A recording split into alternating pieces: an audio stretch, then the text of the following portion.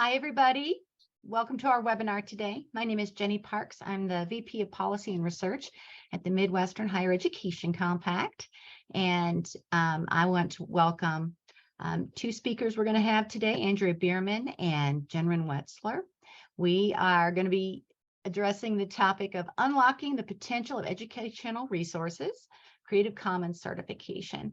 As many of you might know, we've been doing a lot of work in OER in the last few years. We've been supported by a generous grant from the Hewlett Foundation. We've been working in concert with our other sister compacts across the nation under the NCOER brand or moniker, if you will, the National Consortium for Open Educational Resources.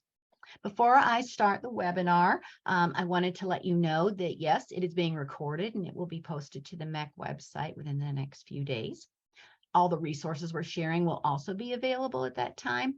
And usually, if we are able to make it happen, you'll get a follow-up email that will include a little assessment. So we ask how we did on the webinar, but it usually includes all the resources as well.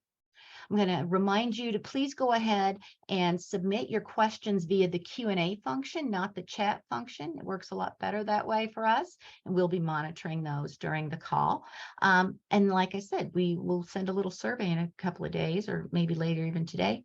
Please complete it. It lets us know how we can do these things even better and meet your needs more. So without any further delay, again, that's me, Jenny Parks, Vice President at MEC. If you need to contact me, it's a very easy email address. It's jennyp@mec.org. Next slide, please. So I am going to introduce you, if you aren't already familiar, to our contract with Creative Commons. MEC does a lot of work in the contracting area. And this is really the first time we've done something of this sort, and it's very exciting. We're hoping it's a precedent for future activity. But we have negotiated with Creative Commons to get 15% off all of their training activities and products for anyone who is a member of one of the regional compacts. So that's everyone in the states, in all 50 states, except New York, New Jersey, and Pennsylvania. I'm sorry, guys. Since you are not compact members, we're not able to offer this to you, but that doesn't mean you shouldn't take advantage of this amazing service. You're going to hear all about it and a lot more about the contract and how to register for it.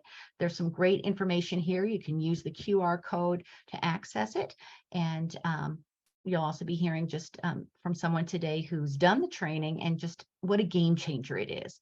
It is one of the things that we're really excited about in trying to offer to some of the participants in our OER activities over the next 2 years of our next Hewlett grant. So the people who might be interested in this contract would include faculty, instructors, graduate students, anyone who is working in a space of open education and more specifically open educational resources.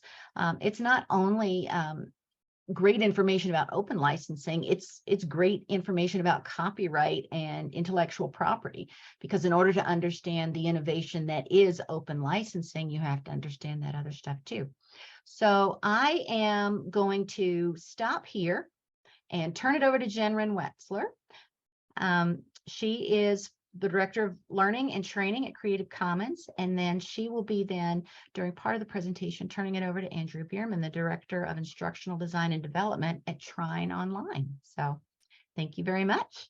Thank you so much. I really appreciate the chance to be here, Jenny. It's so great to get to work with MEC, and I'm delighted that Andrea can join us as well.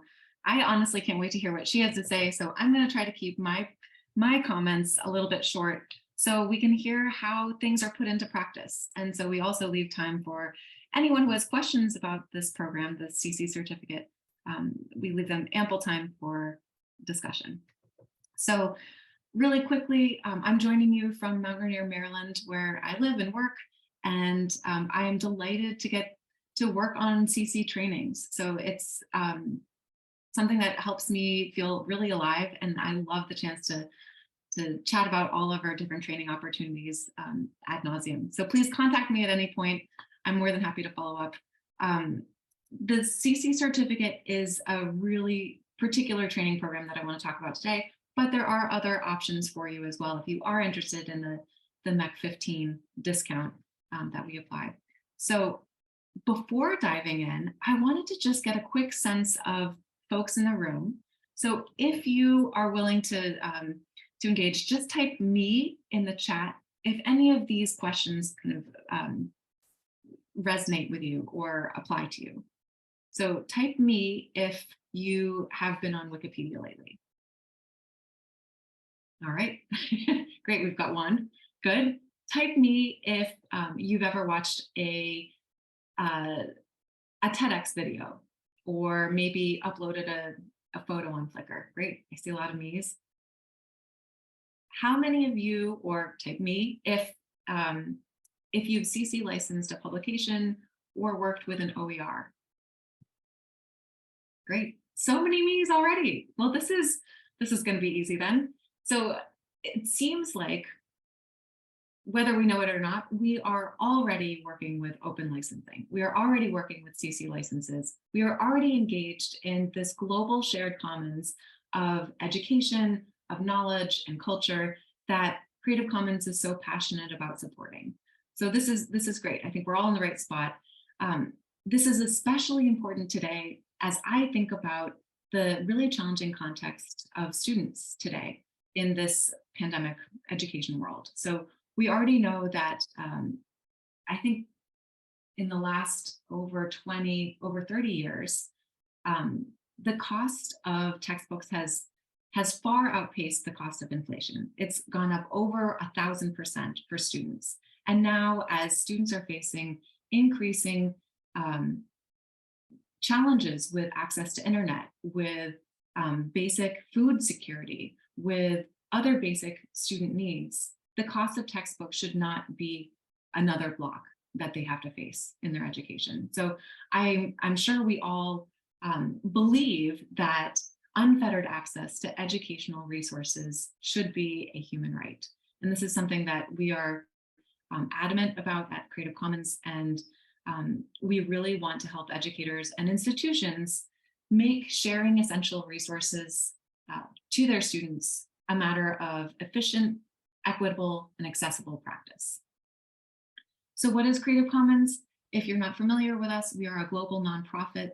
We are actually in our kind of 20-year anniversary year right now, and just delighted to have made it this far. We know of over I think 2 billion licensed works online to date, and that's a low estimate, and that spans 9 million websites. So we're best known for our licenses, but we actually do a number of different projects focused on policy, on advocacy, on training, and other capacity building efforts. So the CC certificate training is one of those efforts, and we consider that really a community empowerment program. So CC created the certificate program to start, and since then other training programs, as a way to make sure there are more experts at all of our different institutions that understand open licensing, that can apply open licensing to their resources, respond to grant needs that have open licensing requirements, and so on. We want more people to have the confidence and the skills that they need to open license their own content, but then also work with others' open licensed materials as well. So it's really important to get into that reuse to foster as much innovation in education as possible. So the details of our CC certificate courses are different depending on the courses taken, right? So we've got currently 3 courses, a course in for educators, for our academic librarians, and then also a course for open culture, or our communities that are involved in galleries, libraries, archives, or museums. We run generally courses online 3 times a year in January, June, and September. They are pretty rigorous, so we require about 6 to 10 hours of work per week for students over the course of those 10 weeks. And they have to run through 5 units of material. So the units are generally about the same for the first 4 units, and then the 5th unit is catered to the community that the course is trying to address. So they involve a little bit of deeper work around a final project that's really focused on their community at hand. But everybody's welcome. So anyone from an institution, whether they are in an admin position or they are an instructional designer or otherwise, is welcome to take any of the courses. We've had people who are architects or lawyers or NGO representatives take our courses and really get a lot out of them. We have graded assignments and discussions and our final project. But really what our goal is to make sure everybody has a chance to pass the course. We want your success in this course because that then becomes our success. So our facilitators really work with the different students running through our courses to make sure they understand each unit and are able to work and rework their assignments for each unit if needed. So we really want to make sure everyone can pass at the end of the 10 weeks for the online course. We also offer boot camps or 1 week in-person or online workshops, which also get people CC certified with the same open licensing expertise. And then we have a number of different smaller trainings that we customize based on institution needs. So these trainings can be half day, full day, multi-day trainings that do not result in a CC certificate credit, but are still really helpful to a lot of institutions that may not have the same amount of time available. And then we've seen so many really wonderful student works come out of the courses. It's been so fun to see different online magazines or H5P files or even courses developed for master's level students, for undergrads. And we've seen, let's see, what else? Examples of best practices, cases, and so on Wikipedia for digitizing content and open licensing it for museum audiences. So many really creative options. We've seen videos of Lego characters and podcasts and more. So really, we want to support people running through the course and using it to help them create something that's useful for their own work and also for the people that they're trying to address in their community. In terms of what's coming up next for the certificate course, we are always trying to iterate. So this fall, we've actually debuted an open pedagogy course that we're so excited about. This is a way to kind of put more of our values into practice, making sure that those who opt in to this course are able to really apply the course to a larger project that they're working on for their community. So their course is ungraded. It's something that they actually determine whether they pass or not at the end. And the facilitator is really there as kind of a guide on the side, helping them achieve their project goals and making sure that they understand the content as well. So we're delighted to offer more open pedagogy options in the future. We also have some translations that will be hopefully releasing later this year. So hopefully we'll be able to release a first draft of a French translation. We'll be able to offer a Spanish translation and then possibly a Bengali translation as well, which builds on, I think, the really wonderful assets of this course. So because all of our course content is open licensed, people have been iterating on it, applying it to their own courses, making translations in different languages, audio translations, and more. And we fully support that. So that's what's coming up next for us. Otherwise, we will continue offering our courses January, June, and September next year. And I think as long as we can, until as long as we can. So we are very excited to just have the chance to continue this partnership with MEC, and we hope to work with all of you in a future training or course. Okay, I'm going to stop talking now so I can turn it over to Andrea. And I really thank you so much.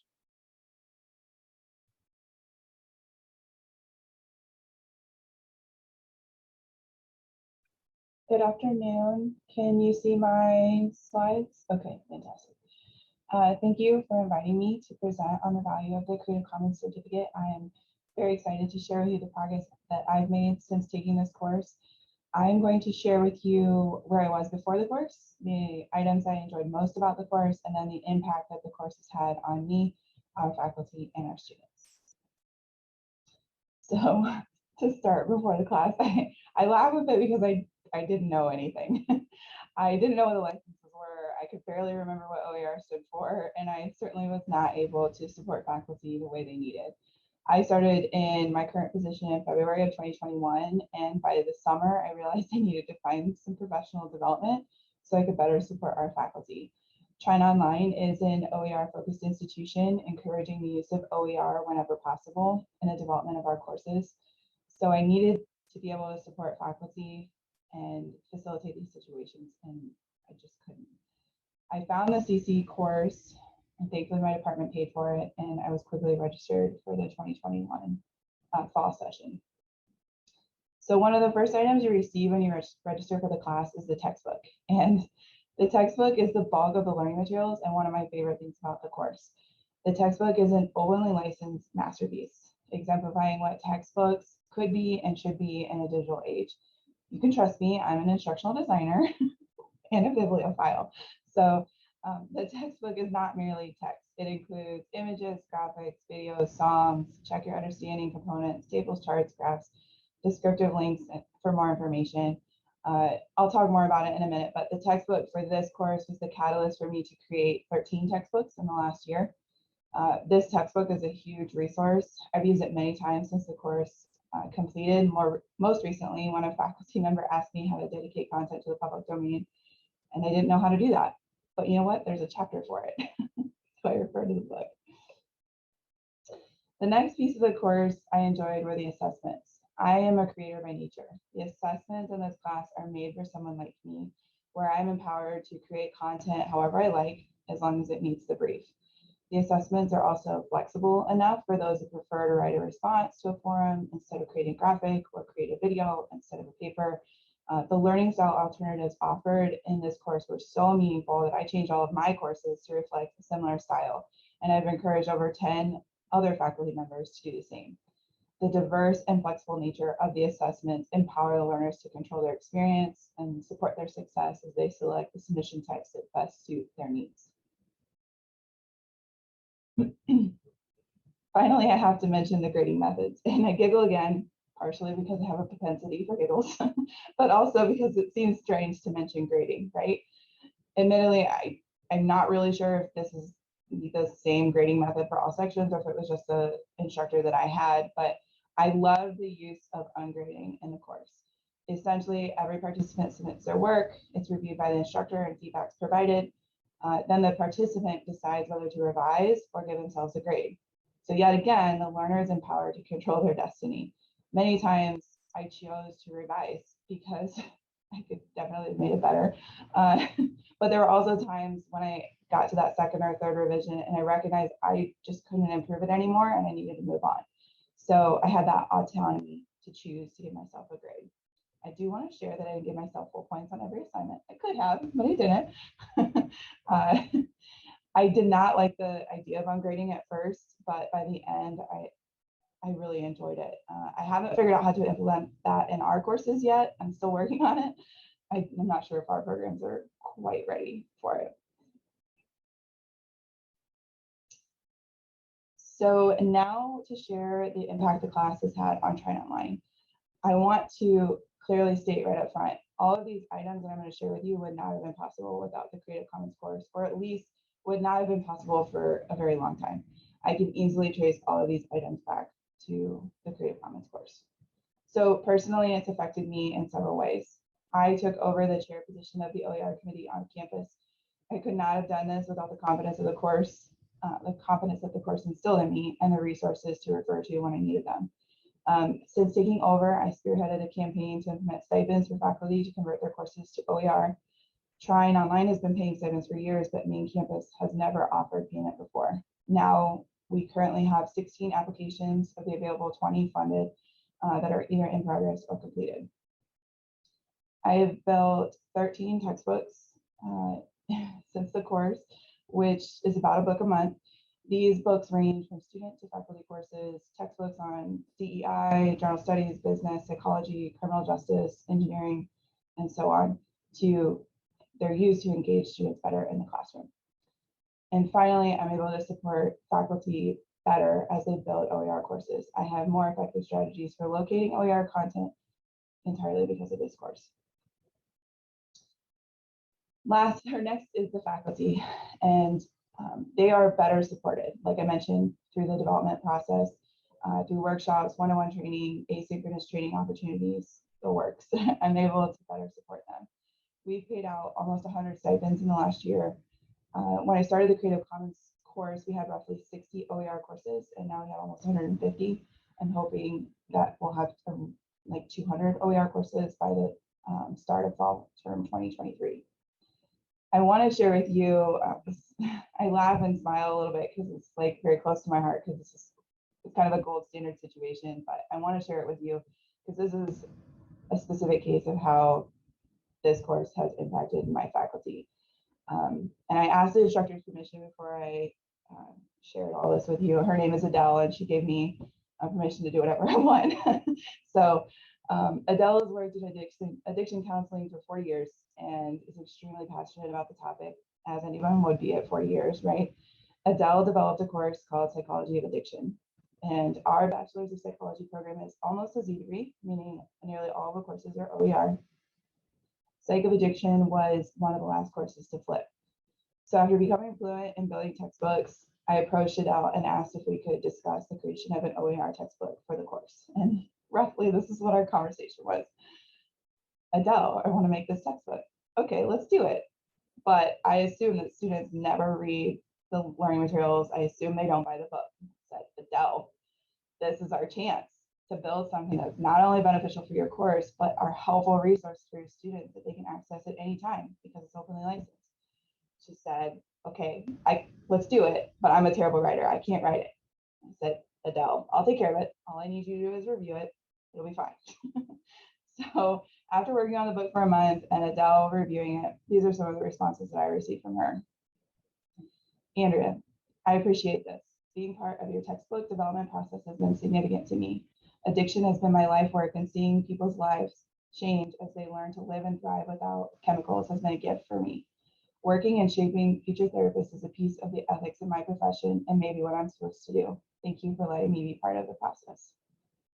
Dear Andrea, yesterday I returned to the table of contents and saw my name listed under yours.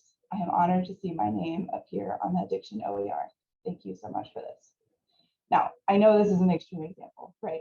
Not everybody's going to have such positive feedback, but this is the gold standard. This is what I can aspire to be in the future, and it's because of this class. If I hadn't seen what was possible, I wouldn't have had the vision or the capacity to affect faculty this way. The last thing to share with you is the impact that it's had on students. So since we've started tracking our developments more thoroughly, and since I've taken the course, we've converted over 60 courses to OER with an estimated $4,300 in savings. Everyone likes free stuff, right? No one wakes up in the morning thinking, I don't want free stuff. But I found that the impact goes beyond it being free.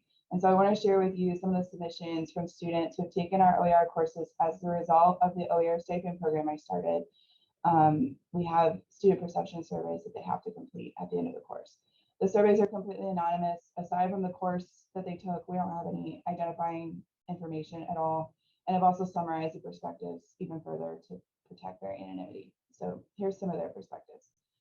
The content is more accessible and diverse than traditional textbooks.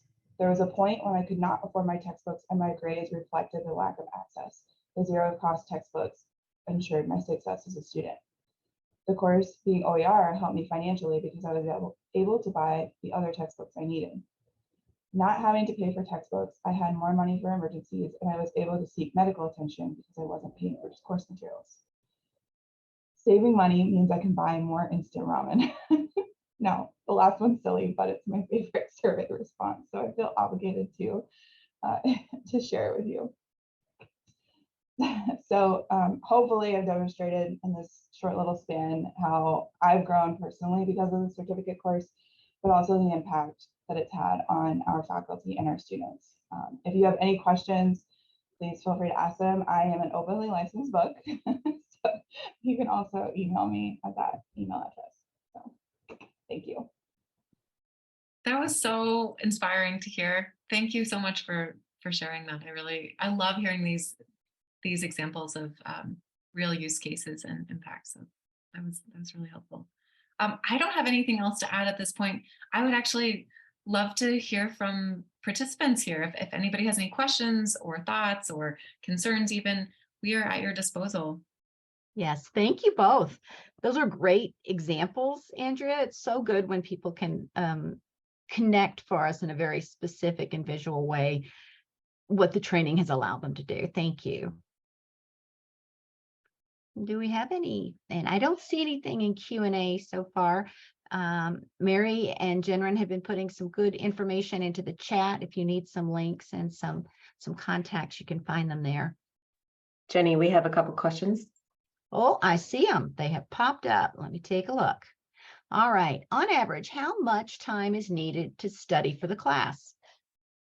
That's a great question. So generally, we estimate for our online classes that students will need 6 to 10 hours of work per week. So that includes the reading and then also the work on the assignments and discussions. And that's based on polls that we've done. So that's really the average. Some people take less time, some people take more time, but 6 to 10 is about the average number of hours per week for online courses. The boot camps are a little bit different because we require people to read all of the content in advance. So that's about maybe up to 10 hours of reading in advance of the 1 week in-person or online training. And then it's a 40-hour week for the training. Great. Andrea, how about you? What did you find? I'm probably not a representative sample because I have Jedi level master time management skills. It was, and truthfully, I read the whole book before the class started, and then I read it again through the course. So again, probably not a good sample, Okay. but I would say 1 to 2 hours a week for me personally. Right. Well, okay, so full disclosure here, I attempted to start the class at one point because I thought if I'm going to run an OER project, I really need to do this. I do need to do this. I still need to do this. But it ended up being a lot of hours. And I don't have your Jedi level master skills in time management. And I also run about a zillion projects. So I ended up having to just audit the rest of the class because so I can tell you it's rigorous and it takes devotion. But again, just as Andrea was saying, there's not a moment wasted. It's all good stuff from start to finish. All right. Are the classes synchronous or asynchronous? Yeah, another great question. So the classes are mostly asynchronous. So we want to accommodate as many time zones and as many work schedules and so on as needed. We do, for the online courses, we do offer synchronous discussions with experts. So we have discussions for copyright. So we have copyright lawyers that we put you in touch with, and you can ask any question that you want to them. We have discussions around decolonizing knowledge and questioning the very basis of copyright.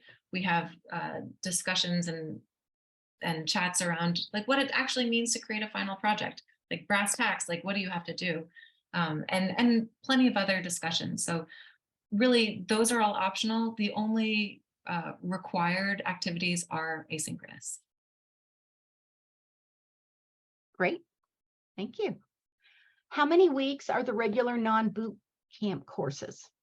Sure. So the certificate courses are 10 weeks long. So if you are not taking a certificate and you are not taking a boot camp, our options are customized trainings, and those can be half day, full day, multi-day trainings. Great. So do we have any other questions? Oh, do classes start and end at a certain time or when the student starts the class and completes it? Yes. So starting our classes start in January, June, and September, and they run for 10 weeks after the start date. So you can actually, I will get you a link. You can see the calendar for 2023 on our website right now, and we have all the courses available for registration open now. Great. Any other questions? If I have a vacation in the middle of the 10 weeks, can I do the work before or after that period? Absolutely. Yeah, we're very flexible. Generally, we encourage people to just let facilitators know what their schedules are going to be, and then we can kind of accommodate some late assignments or late discussions and so on. Our facilitators are really, really supportive and flexible of life circumstances. So yeah, plenty of people go on vacations. Yep, we support that. All right. How helpful are your sites regarding copyright? Yeah, thanks for that question. I'm trying to interpret it. So we have so much useful information on our CC site. There's an FAQ page that has a million different questions and responses that relate to copyright and so on. We also have a lot of information around copyright in our course, and all of the content from our course, all the reading content is CC BY licensed and available. So you are welcome to read all about copyright, probably more than you ever wanted to, with our course materials online. What if I can't think of something creative that I want to do for my final project? Oh, these are such great questions. That's fine. Yeah, we completely understand that people may not have an individual idea for this, or may just be strapped for time with their day job. So we have a couple different options that people can choose from. If they don't design their own project, then they can choose 2 options in our list of final project ideas. So those options could be anything from developing or writing up a short, 500-word case study, to annotating some resources to note what's most helpful for them, or adding additional resources that might be even more helpful. So there are different options. We're definitely trying to work with all participants wherever they are, whether they have an idea or not for a final project. Awesome. Any more questions?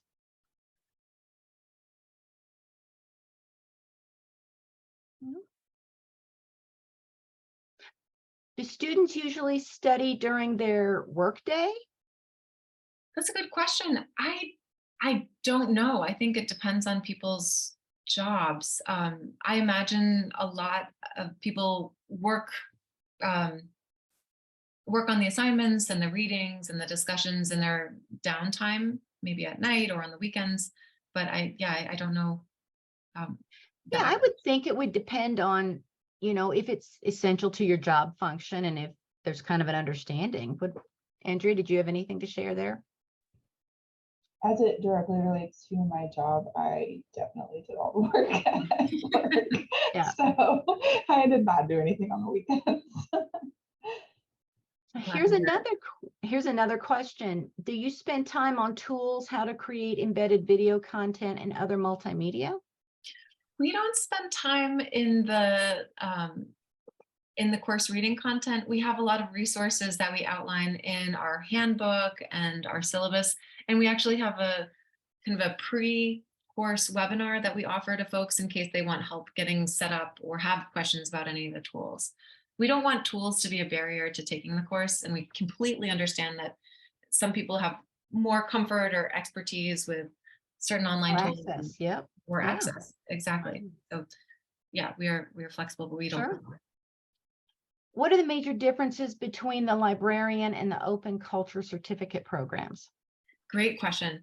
So currently, all 3 tracks for our course are very similar for the first 4 units. The 5th unit is where they differ. The open culture course is significantly different than the academic librarians and the educators courses, which are generally very much aligned and kind of differ with some of the discussions. The open culture course really focuses on outlining some of the considerations that museums, libraries, archives, and museums have to take into account when they're digitizing collections and making them available online. So not just copyright considerations and how does CC licensors, apply a public domain label to their works, but then also different ethical considerations, indigenous knowledge considerations, and more. So the open culture track really focuses on getting these institutions aware of some of the pros and the cons and the different considerations and challenges that they might encounter, while also still giving them so many resources to help them with their work in openly licensing digitized collections. Great. Any more questions?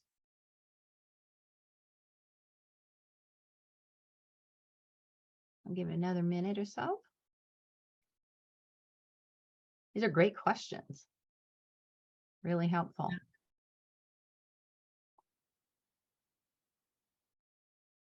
Thanks to Mary for adding the links. Great. Does the student have perpetual access to the lessons? So students have perpetual access to the reading content. We allow access to the Canvas learning management system for several months after courses run.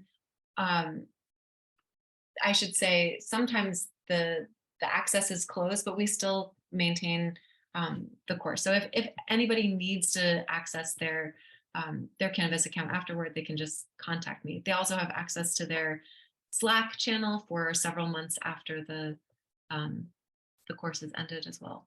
But really, we're hoping that people will download the information that they need after their course and be able to access our updated content on our website at any time. Great. All right, we'll wait for any other questions.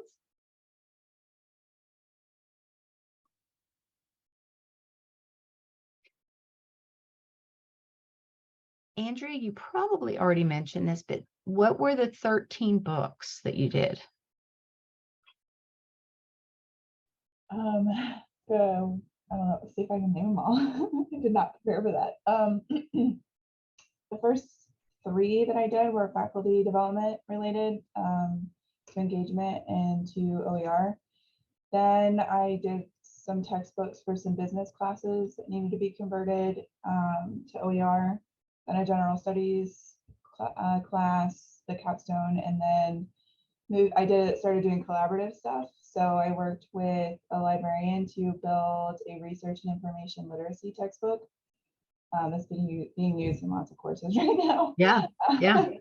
And my 3 favorite projects during the summer were psychoaddiction, psychopathology, and SPC and lean manufacturing. I had all 3 of them at the same time, which was, bordering on insane. And then I actually just remixed the research information literacy book for a graduate research prep class. And then I have another project that I just kind of work on when I have time, and it's about sea turtles because my background is in environmental education. So I've written a whole manual on sea turtles, and now I'm just trying to put it in a digital format. Great. It takes time. So I think I hit most of them. Yeah, very exciting. Thank you. All right, we did get another question. Are benefits only for creating instructional material like OER textbooks, or do people create non-pedagogical stuff too out of these when they take these classes? Yeah, that's a really good question. So I would say the majority of works that people create, because I think the majority of people are either academic librarians or educators that we're educating, the majority of work is pedagogical. But we definitely support using the course and our prompts for assignments for any need or project that you're working on. So as long as you are able to fulfill our prompts, you can create course content or you can create content that is useful for your own projects. So I see such as maybe publishing something for an open research journal or a scholarly monograph, that would absolutely be a useful case and a possible case. Great. All right.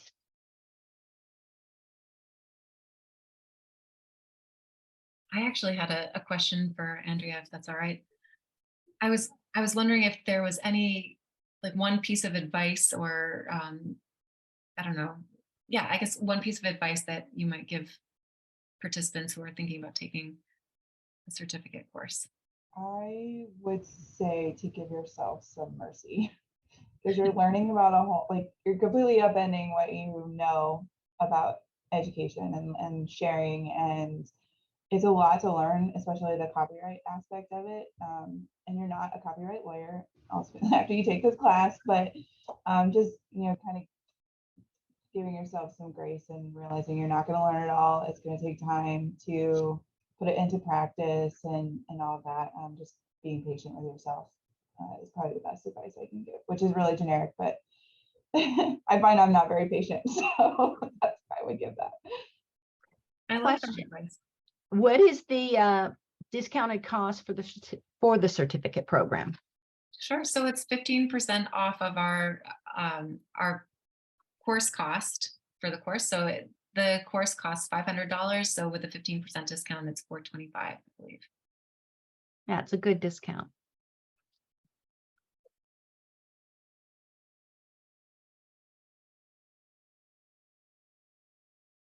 All right.